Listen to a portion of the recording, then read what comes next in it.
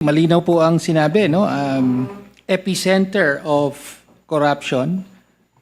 Control, Your Honor. Flood control Flood projects, control Your Honor. corruption ang Davao City nung panahon ng nakaraang administrasyon.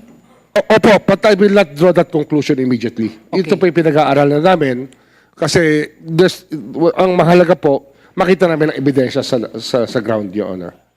Meron po bang ginagawa ang ombudsman sa pag-imbestiga sa mga flood control corruption issues sa panahon pa ng nakaraang administrasyon?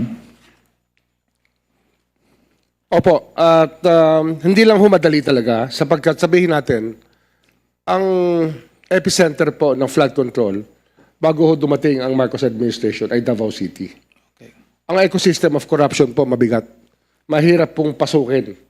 Mahirap pong kumuha ng impormasyon. Marami hong taong hindi nagsasalita. Pero hindi ko kami tumitigil. Davao po yung ecosystem na aming tinutukoy. At kasi doon ho maraming pondo na pumasok daw sa flood control. Yan po yung aming kinakalap ng gusto.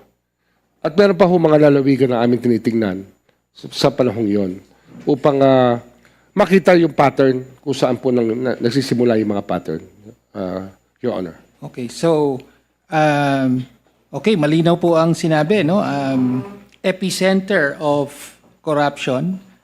Control, Your Honor. Flood control Flood projects, control Your Honor. corruption ang Davao City nung panahon ng nakaraang administrasyon. Opo, but I will not draw that conclusion immediately. Okay. Ito po yung pinag-aaralan namin kasi ang mahalaga po, makita namin ang ebidensya sa ground, Your Honor.